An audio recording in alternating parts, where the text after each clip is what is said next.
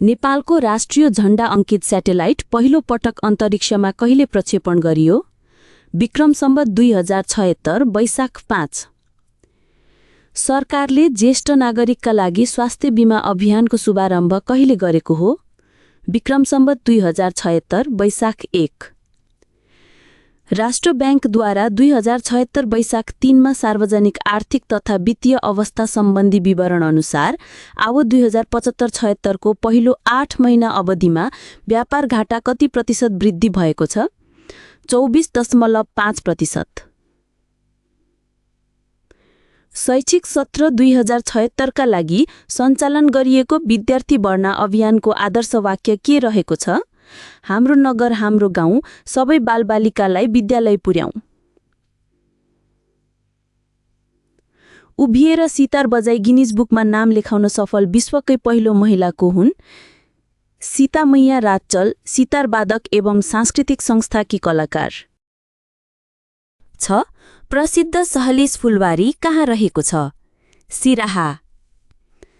7. प्राचीन कालको रामचरितमानस र आधुनिक कालको कृष्णयान कुन भाषाका प्रसिद्ध महाकाव्य हुन्? अवधी। 8. काठमाडौँ उपत्यकामा सबैभन्दा बढी कुन शैलीका मन्दिर छन्? प्यागोडा। 9. काठको प्रयोग गरी विभिन्न मूर्ति, भाँडा, झ्याल ढोका, टुण्डाल, फर्निचर आदि निर्माण सम्बन्धी कलालाई के भनिन्छ? काष्ठकला।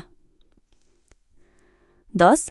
विक्रम सम्वत 2075 चैत 24 मा काठमाडौँ महानगरद्वारा पारित सवारी तथा यातायात व्यवस्थापन ऐन अनुसार महानगर क्षेत्रभित्र सञ्चालन हुने सबै सार्वजनिक सवारीमा टिकट सम्बन्धी के व्यवस्था गरिएको छ? कागजी वा विद्युतीय यात्रु टिकट अनिवार्य गर्नुपर्ने। 11. विक्रम सम्वत 2076 वैशाख 2 मा वर्ल्ड बुक अफ रेकर्ड्स लन्डनले जारी गरेको प्रमाणपत्र प्राप्त गर्ने शैक्षिक संस्था कुन हो? समता स्कुल, काठमाडौँ। 12. सन् 2019 अप्रिलमा प्रसिद्ध पुलित्जर पुरस्कारबाट सम्मानित संस्था कुन हो? क्यापिटल ग्याजेट, अमेरिकी स्थानीय अखबार। 13. हालै समलिङ्गी यौन सम्बन्ध राख्नेलाई ढुङ्गाले मार्ने कडा व्यवस्था समेटिएको नयाँ इस्लामिक शरिया कानून लागू गर्ने राष्ट्र कुन हो? ब्रुनाई। सन् 2019 अप्रिल 3। 14. नेपाल सम्वतका प्रणेता एवं संस्थापक को हुन्? शङ्खधर साखुवा। 15. तामाङ जातिको संस्कृति परम्परा आदिको संरक्षण गर्ने उद्देश्यले तामाङ संग्रहालयको स्थापना कहाँ गरिएको छ? रसुवा।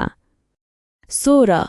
अब्राहम लिङ्कन आफ्नो कठिन तथा लामो सङ्घर्षपछि कहिले अमेरिकाको 16औं राष्ट्रपति बन्न सफल भए? सन् 1861। 17. सुशासनको पृष्ठभूमिमा आएको आर्थिक सुधार सम्बन्धी संरचनात्मक समायोजन कार्यक्रम सञ्चालन गर्ने संस्था कुन हो?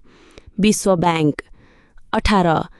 एसआई प्रणाली अनुसार धारा विद्युतलाई कुन एकाइमा मापन गरिन्छ? एम्पियर। 19. विद्युत विच्छेदन क्रियाद्वारा कुनै एउटा धातुको बाहिरी सतहमा अर्को धातुको जलप लगाउने प्रक्रियालाई के भनिन्छ? विद्युत लेपन। 20. ब्लुटुथ भन्नाले के बुझिन्छ? छोटो दूरीको वायरलेस फाइल आदान प्रदान गर्ने प्रविधि। 21. विश्व खेलकुद महोत्सव ओलम्पिकको आयोजना गर्ने पहिलो एसियाली सहर कुन हो? जापानको टोकियो। 22. सार्क राष्ट्रका कुन व्यक्तित्वलाई गुरुदेव भनी चिनिन्छ?